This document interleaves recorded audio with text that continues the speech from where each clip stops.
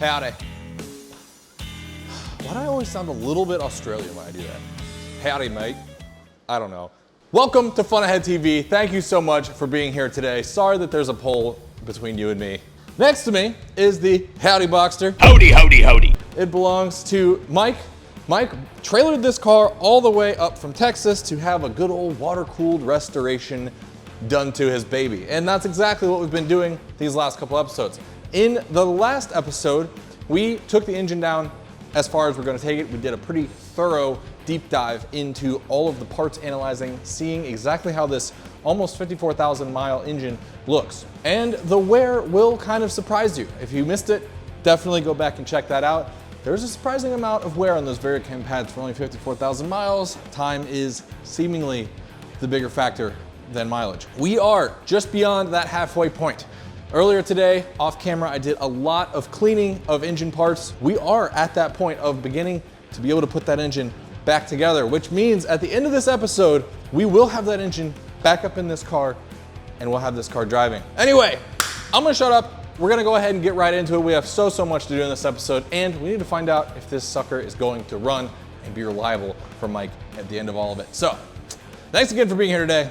Let's go ahead and get right into it. Pull back. Drop in and just smack the...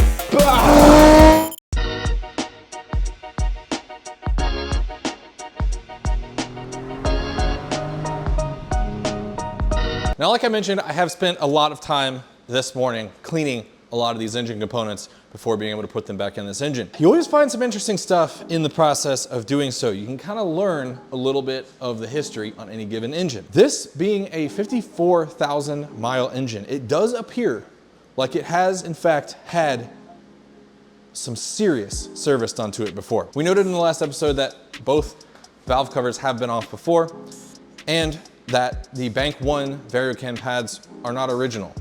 But I also noticed a couple of other things. One pretty big thing in doing the sump cleaning service, I saw a pretty big amount of RTV squished out where the two case halves made up. It doesn't look like the factory RTV or the factory amount of RTV. In addition, I saw some witness marks on the bolts that hold the windage tray to that main bearing carrier on the inside of the engine. Now, unfortunately, it's pretty far up there, so it's hard for me to get an actual shot of it, but there were some pretty non-factory looking witness marks on these bolts, which is yet another indication that maybe that stuff has been apart, and there would be no other reason that those bolts would have any marks on them unless the engine has been apart. Nonetheless, there are parts still in this engine that need to be replaced, so it's good that we're going ahead and doing that. Now, in addition, whoever did the cylinder head work on this engine wasn't the most detail-oriented person, it seems. For example, one of the things is they used way too much RTV. The amount of RTV that I scraped off of just the valve covers alone was pretty staggering. Plus, the amount of torque on some of these bolts that are very important bolts that I was disassembling was a little bit frightening, as in a low amount of torque for the main cam sprocket down here that drives both cams.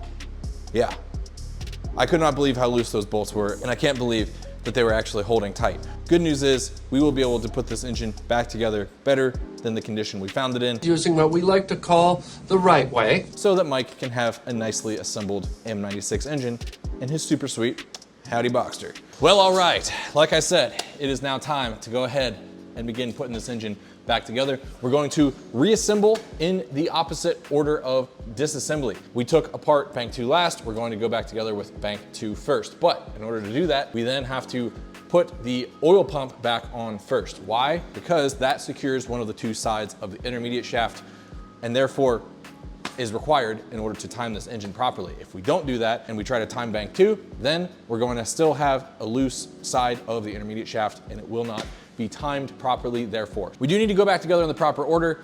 Oil pump second, actually. First, we need to go back together with our primary timing chain guides right here for Bank 2. That's the entire reason why we had to take the oil pump off in the first place, because the oil pump itself covers up the bolts that secure those timing chain guides in place. So, timing chain guides, oil pump, Bank 2.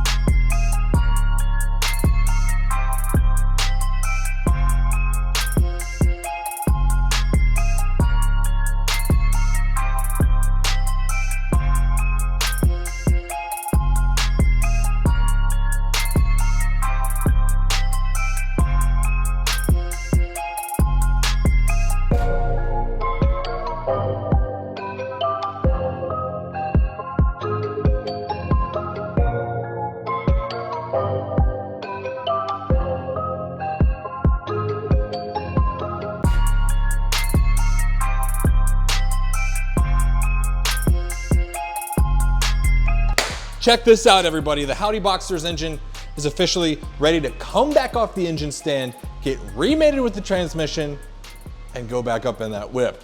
Now, I obviously went ahead and time-lapsed over quite a few things just now. If you've been watching my channel a while, you've seen me do these things many, many times over again. So if you really want to see the step-by-step, definitely go back and check out some of the old projects we've done. But the emphasis here that I want to make is, a lot of times people ask me, David, when you're doing just simply a cylinder head refresh, for example, what all else gets replaced along the way? So just because the VarioCam pads tend to be the star of the show, well, obviously we went ahead and rejuvenated so many gaskets, seals, parts, the lifters, for example, engine mount, all the pulleys on the front end, so many various things that are easily accessible while the engine is out and while we have the valve covers off that we might as well just do because we have our hands in it anyway. Okay, well, I think I've babbled enough. It's time to start moving some cars so that we can get the tractor out and get this engine up off the stand.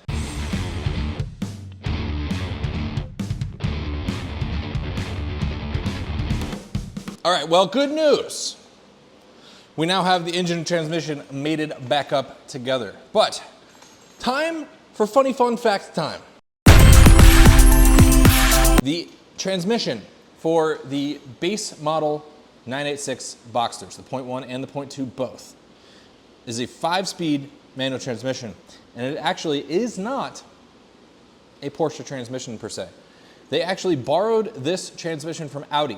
This was originally the manual transmission that was in the, I'm so bad with my Audi A4 generations, the B4 Audi A4, I think. I don't know, the one from like the late 90s and early 2000s, like iconic Audi A4.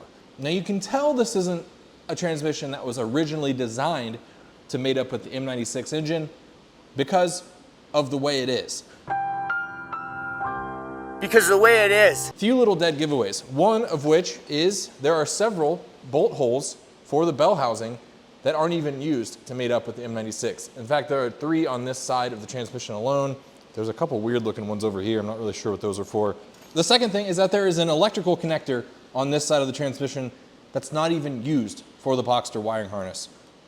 Interesting. And then the third is that when you look at the flanges for the CV shafts, well, they say Audi. So that's yet another pretty dead giveaway that this is an Audi transmission. Kind of cool, funny fun fact time. All right, now that we have the engine and transmission back together, we are officially ready to put this thing back up and into the car, which is super duper exciting. I'm not gonna do that today because it is 5 o'clock and I've gotta go do family time stuff, family time. But tomorrow morning, we are hitting this first freaking thing. I'll see you guys then. Well, good morning. 'Tis the new day. Words and phrases, things and stuff to do. We need to, and then sometimes, and then we'll, okay?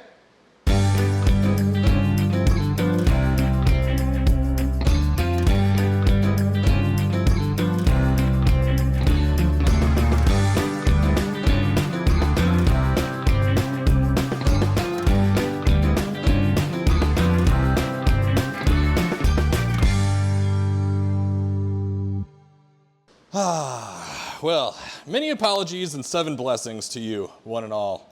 I have obviously been doing a lot of work off camera. We got everything bundled up on the top and bottom side for the most part since getting the engine back up in the car. The only thing that I have yet to do is put the undercovers back on, the plastic undercovers. Everything else is buttoned down. I'm now in the phase of putting fluids back into the car. I have been pulling a vacuum on the cooling system for about let's see, what has it been? About a half hour now. 15 of that was actually physically pulling a vacuum. The other half was keeping the vacuum on it to ensure that it's not returning back to atmospheric pressure. And we have been at minus 26 inches of mercury for just over 15 minutes now. So that is an excellent sign that there are no leaks and that we can go ahead and put coolant inside of this cooling system. So that's exactly what I'm gonna do. I always love to show this part because it's like the most satisfying thing on the planet. All right. Here we go. Gonna dangle our little dangle here and let her rip. Hang 10. Whoa. Oh. So the cooling system is sufficiently filled up with some Freshy McFresh Fresh Porsche brand coolant, mixed 50-50 with distilled water. At least it is at a good level for the very first start. Of course, once the thermostat opens, we'll probably have to top it up just a little bit. But now time to add oil, and you know we're going with AMSOIL. This is the European 0W40 AMSOIL formula. Look, you can use the oil made by the company that spent a buttload of money to put that sticker on your car, or you can just skip all the BS and use the right oil. Just saying, all right? Get 25% off if you become one of my preferred customers by using the link in the description down below on all AMSOIL products. Ask around, okay? Just saying, it's the right stuff. I'm gonna go ahead and start by putting 8 quarts in this. It is no doubt gonna get sucked down, and we're gonna need to top it up just a bit. I did top up power steering fluid off camera, so that is good as well. So we'll have power steering fluid, coolant, and oil all at the right level for the very first start. Hopefully it goes well. Okay, let's get some oil in it. Well, okay, friends, here we go. I just went ahead, plugged the battery back in, did one last check over everything to make sure that all the hoses, electrical connections, et cetera, are plugged in. They do seem to be. So, the only thing left for us to do now is turn that key.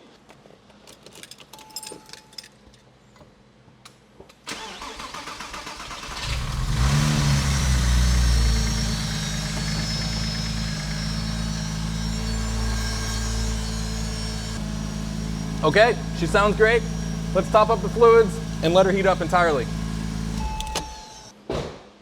Boom, nice successful first start. As you can see, we're starting to get a little bit of our residual oil burning off. That's not a concern whatsoever. But like I said, the oil level has no doubt gotten sucked down because we did not have any oil in our valve covers whatsoever up in our cylinder heads. And those hold about almost a quart each, I've found. So I'm sure we're gonna be quite a bit low in our sump. Let's go ahead, top that up. That way we can run it for a long time and get everything really nice and hot. Hopefully not too hot, as I'm looking right at smoke burning off the engine.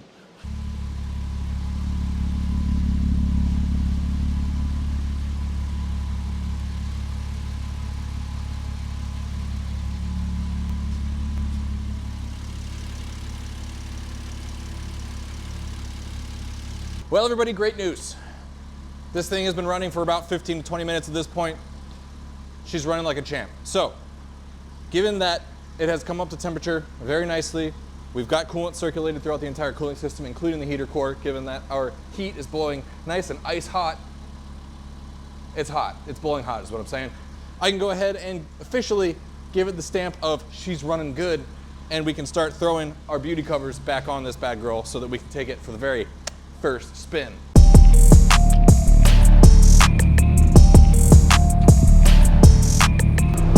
Well, ladies and gentle dudes, here we are out on the road in the Howdy Boxster, and so far so good. We have put down about 3 miles so far. She's feeling lovely. This engine is refreshed. Feels really, really nice. So my plan here is to do basically kind of an extended test drive, because even though everything is running great right off the bat and seemingly good, it never hurts to just do an extended test drive, make sure everything gets really, really, really nice and up to temperature, then let it all come back down to temperature, cool off entirely, put it up on the lift, check for leaks, make sure we're not having any amount of coolant drips or oil drips coming from any place whatsoever. We can usually check pretty quickly as far as engine operation goes if everything is working correctly or not. Oh. Speaking of engine operation, things sound lovely. That was about a 6,000 RPM pull at full throttle, and yeah, the engine pulls wonderfully.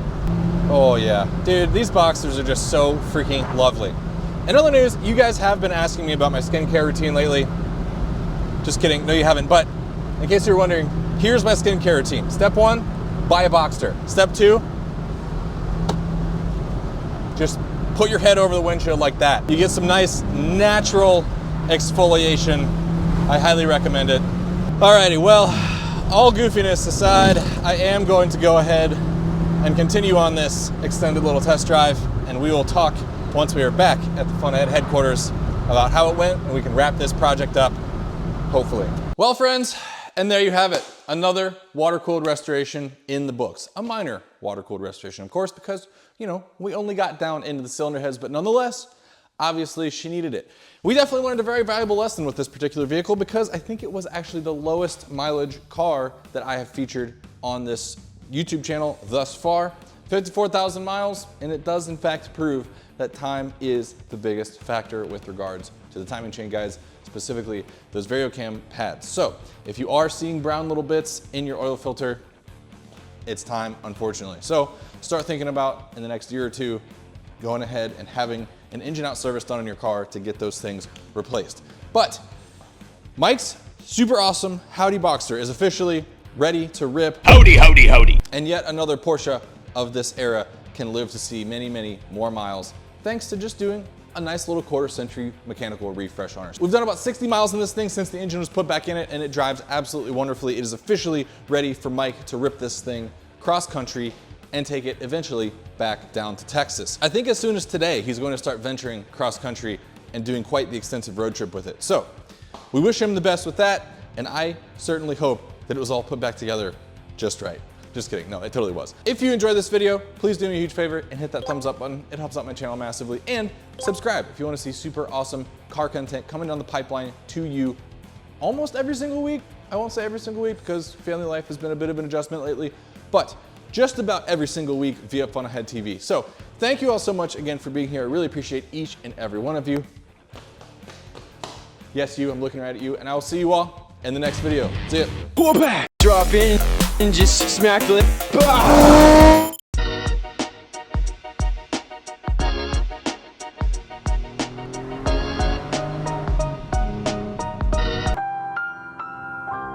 Because of the way it is.